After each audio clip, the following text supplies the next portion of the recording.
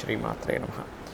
ప్రేక్షకులకి ఆ లలితాంబిక అమ్మవారి యొక్క అనుగ్రహం పరిపూర్ణంగా కలగాలని మనస్ఫూర్తిగా కోరుకుంటూ మనం ఈరోజు జూన్ మాస ఫలితములు ఎలా ఉండబోతున్నాయి, అందులో ఈ యొక్క జూన్ మాసంలో గ్రహాలు ఏ విధంగా ఉన్నాయి అని చెప్పి చూసుకున్నట్లయితే మనకి మీనంలో ఉండేటువంటి రాహు కుంభంలోకి మారిపోయాడు. అదేవిధంగా కేతువు కూడా మనకి సింహంలోకి మారుతున్నాడు, కన్యలో ఉండే కేతు. కాబట్టి రాహుకేతువులు ఈ మాసం నుంచి మార్పు అనేది జరుగుతుంది.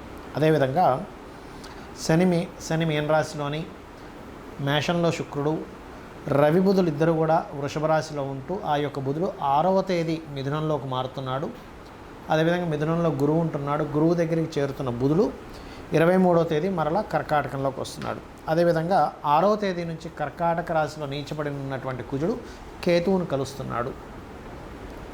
కాబట్టి ఈ యొక్క గ్రహస్థితిని అనుసరించి ద్వాదశ లగ్నాల వారికి, లగ్నం తెలియని వారు రాశి వారికి ఎలా ఉండబోతుంది, ఏ విషయాల్లో జాగ్రత్త తీసుకోవాలి, ఎటువంటి విషయాలు చాలా బాగా కలిసి రానున్నాయి అనేటువంటి విషయాలని, మరియు ఏ దేవతారాధన చేసుకోవాలనేటువంటి విషయాలని చెప్తుంది నేనైనప్పటికీ కూడా చెప్పేస్తుంది సాక్షాత్ లలితా అమ్మవారిగా భావిస్తూ ఒక్కొక్క లగ్నం గురించి, లగ్నం తెలియని వారి రాశి గురించి మనం తెలుసుకుందాం.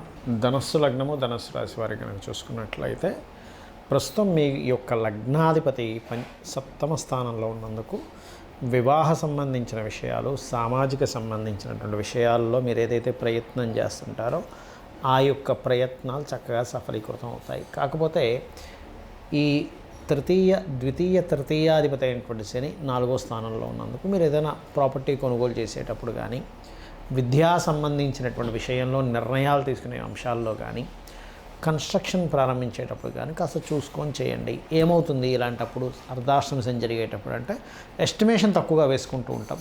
50 లక్షల్లో అయిపోతుంది అనుకుంటా, అది చూస్తే 70 లక్షలకి 80 లక్షలు చేరుతుంది. మళ్ళీ ఆ ఎస్టిమేషన్ తక్కువ వేసుకోవడం వల్ల డబ్బులు లేకపోవడం, మధ్యలో ఆగడము, లేకపోతే అప్పు తీసుకొచ్చి చేయడము, ఆ అప్పుకు వడ్డీలు కట్టుకోలేక ఇబ్బంది పడడం, ఇట్లాంటివి ఇస్తుంటుంది. కాబట్టి కరెక్ట్ ఎస్టిమేషన్ చేసుకొని ఒక 20 లక్షలు ఎక్కువే పెట్టుకొని ఈ సంబంధించిన విషయాల్లో, అలాగే ఒక్కోసారి చదువుకునేటువంటి విషయాల్లో కూడా ఏంటంటే మనము దాని యొక్క ఇది సరిగ్గా చూసుకోకుండా ఏదో సర్లే మనం ఈ కోర్స్ మనం తీసుకోగలం అనిపించిన తర్వాత దానివల్ల స్ట్రెస్ అవ్వడం జరుగుతుంటుంది. కాబట్టి ఈ యొక్క అంశాల్లో ప్రధానంగా జాగ్రత్త తీసుకోవాలి. అందులో ముఖ్యంగా భాగ్యస్థానంలో కుజుడు కేతు ఉన్నందుకు లాంగ్ జర్నీ చేసేటప్పుడు బ్యాంకులో ఏదైనా మనీ పెద్ద మొత్తంలో ట్రాన్స్ఫర్ చేసే విషయంలోని తండ్రి గారికి ఏదైనా గతంలో కాస్త బీపీ లెవెల్స్ ఎక్కువ ఉన్నవారు, వాళ్ళ యొక్క హార్ట్ రిలేటెడ్ ప్రాబ్లమ్స్ ఉన్నటువంటి తండ్రి గారి విషయంలో కొంత జాగ్రత్తగా ఉంటూ ఉండాలి. లాంగ్ జర్నీ చేసే విషయంలో కొంత జాగ్రత్తగా ఉంటూ ఉండాలి. అదేవిధంగా 4లో శని, భాగ్యంలో కుజకేతులు ఉన్నందుకు ముఖ్యంగా మీరు ఎంపిక చేసుకునేటువంటి విద్యా సంబంధించిన కోర్సెస్ విషయంలో క్లారిటీ తెచ్చుకొని ఎంపిక చేసుకోండి. అలాగే వివాహ సంబంధించిన విషయాలైతే చాలా చక్కగా సఫలీకృతం అవుతాయి, అందులో ఎటువంటి సందేహం లేదు. క్రియేటివ్ ఫీల్డ్లో ఉండేటువంటి వారికి కూడా కొన్ని సందర్భాల్లో ఆగినప్పటికీ కూడా కొన్ని విషయాలు, కొత్త అవకాశాలు ఖచ్చితంగా వచ్చి తీరుతాయి, అందులో ఎటువంటి సందేహం లేదు. మరియు దశమాధిపతి బుధుడు సప్తమ స్థానంలో ఉన్నందుకు మీకు మరియు మీ యొక్క జీవిత భాగస్వామికి మార్కెటింగ్, అదేవిధంగా ఫైనాన్స్ రంగాలు, బ్యాంకింగ్ రంగాల్లో తత్సంబంధించినటువంటి ఉద్యోగ అవకాశాలు రావడం అనేటువంటి చాలా స్పష్టంగా గోచరిస్తుంది. అయితే ఇక్కడ ఈ సప్తమంలో గురువు ఉన్నందుకు బుధ గురువారాలు మీరు ఏదైనా వివాహ ప్రయత్నాలు చేసినట్లయితే బాగుంటుంది. కొంత పార్ట్నర్స్ వల్ల కొంతవరకు అనుకూలత ఏర్పడుతుంది. మరియు ఆది మంగళ వారాలు పెద్ద మొత్తంలో మనీ ట్రాన్స్ఫర్ చేసేటప్పుడు మరింత జాగ్రత్తగా ఉండండి. శనివారాలు ఎటువంటి కోర్సెస్ తీసుకోవడం కానీ, కన్స్ట్రక్షన్స్ కానీ ప్రారంభించకండి ఇప్పుడు ఉన్నటువంటి అర్ధాష్టమ శని యొక్క ప్రభావం మూలంగా. ఇక మీరు చేయవలసినటువంటి దేవతారాధన ఎక్కువగా లక్ష్మీ నరసింహస్వామి యొక్క ఆరాధన చేయండి. మరియు గోవుకి క్యారెట్సు, గ్రాసము తినిపించడము, కుజకేతు గ్రహాల దగ్గర దీపారాధన, శనిగ్రహం దగ్గర దీపారాధన చేయడం అనే విధాలు బాగుంటుంది. చాలామంది ఏంటంటే ఇప్పుడు భయపడుతున్నటువంటి అంశము కాలసర్ప దోషంలో గ్రహాలు ఉన్నాయి, ఒకవైపు యుద్ధ సంబంధించిన వాతావరణం నడుస్తూ ఉంది. ఈ కాలసర్ప దోషం వాళ్ళ జన్మజాతకానికి ఏమైనా ఎఫెక్ట్ ఇస్తుందా అని అంటూ ఉంటారు. అందుకే ఒకటే చెప్తున్నాను, చాలా కాలం నుంచి చెప్తున్నా ఈ విషయం. కాలసర్ప యోగం అనుకోండి, దోషం అనుకోండి, అది కేవలం కాలానికి సంబంధించింది. మీరు గమనించినట్లయితే చూస్తే కనుక ఈ గ్రహాలన్నీ రాహుకేతు మధ్యలో పడ్డప్పుడు ఇప్పుడు చూడండి వాతావరణం అంతా ఇలా ఉంది. మనకు కరోనా వచ్చినప్పుడు కూడా పరిస్థితి ఇలాగే ఉండేది. అయితే ఇక్కడ ఈ మంగళవారం మనకి పెహల్గాం ఇన్సిడెంట్ జరిగినందుకు నేను మొదటి నుంచి చెప్తూనే వస్తున్నాను, మరలా జరిగే ఛాన్సెస్ ఉంది. ఎక్కడ అంటే కొంత ఆధ్యాత్మిక కేంద్రాలు ఉండే ప్రదేశాల్లోని, నెక్స్ట్ మనకి పుష్కరాలు రాబోతున్నాయి. పుష్కరాలు జరిగేటువంటి ప్రదేశంలో ఏదైనా సరే హిందూ సంబంధించిన, ఆధ్యాత్మిక సంబంధించిన, స్పిరిచువల్ రిలేటెడ్ ప్లేసెస్ ఉంటాయి.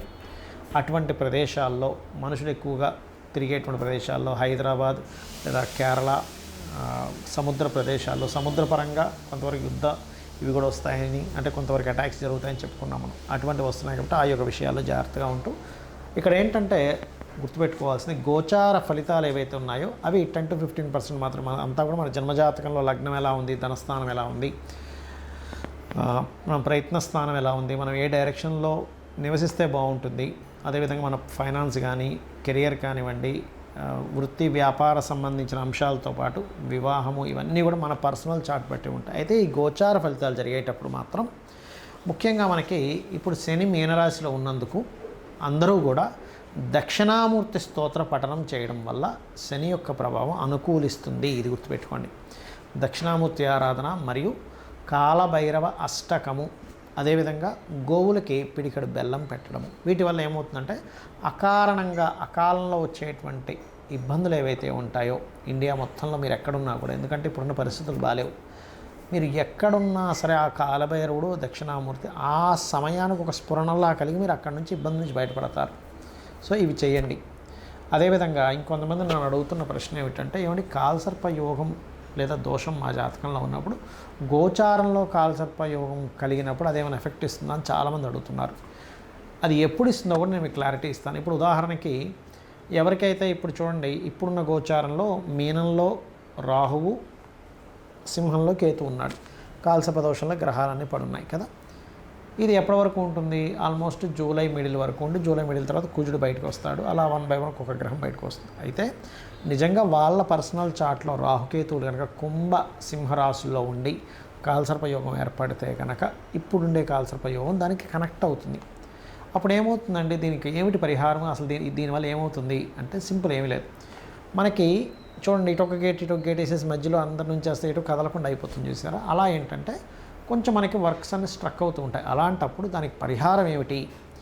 రాహుకేతు గ్రహాల దగ్గర దీపారాధన చేసుకోవడము, చక్కగా ఆ యొక్క కాళహస్తికి వెళ్ళి ఆ పరమేశ్వరుని దర్శనం చేసుకోవడము, అక్కడ వీలైతే రాహుకేతు పూజ చేయించుకోవడము. చాలామంది ఏంటంటే కేవలం రాహుకేతువులకి ప్రాధాన్యత ఇస్తారు, కానీ అక్కడికి వెళ్ళినందుకు రాహుకేతువులతో పాటు అక్కడ ఉన్నటువంటి పరమేశ్వరుడి యొక్క అనుగ్రహం ద్వారా మనకి కష్టాలు తొలగిపోతున్నాయనే విషయం మర్చిపోతుంటారు ఆ దర్శనం ద్వారా. అదొకటి ముఖ్యంగా చేయించుకుంటూ మీకు దగ్గరలో ఆలయంలో రాహుకేతు గ్రహాల దగ్గర దీపారాధన చేయడము, లేనట్లయితే రావి చెట్టు కింద మనకి ప్రతిష్ఠ చేసిన ఉంటాయి, వాటి మీద పసుపు కుంకుమ గంధం కలిపినటువంటి వాటర్ని వేయడము, ఇవి ఎక్కువగా చేస్తుండాలి.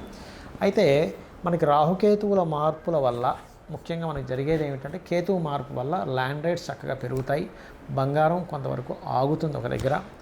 గురువు మిథునంలోకి వచ్చినందుకు కొంచెం వాణిజ్య సంబంధించిన విషయాల్లో బాగుంటుంది. కాకపోతే మీనంలో శని ఉన్నందుకు కొన్ని, అంటే సహజంగా ఇండియా పాకిస్తాన్ యుద్ధం పక్కకు పెడితే వాళ్ళ సర్జికల్ స్ట్రైక్స్ ఎక్కువ జరిగే ఛాన్స్ ఉంది. కానీ వేరే దేశాలు ఇన్వాల్వ్ అయితే మాత్రం అణుబాంబులు వేసుకునేటువంటి ఛాన్సెస్ వరకు వెళ్తుంది. వేరే దేశాలు అన్నీ కనుక ఇన్వాల్వ్ అయితే, కేవలం వీళ్ళిద్దరి మధ్యన అయితే అంతవరకు వెళ్ళదు అనేటువంటి చాలా స్పష్టంగా గోచారం చూపిస్తుంది. ఎందుకు చెప్తున్నా అంటే చాలామంది ఈ ప్రశ్న నన్ను అడుగుతూ ఉన్నారు.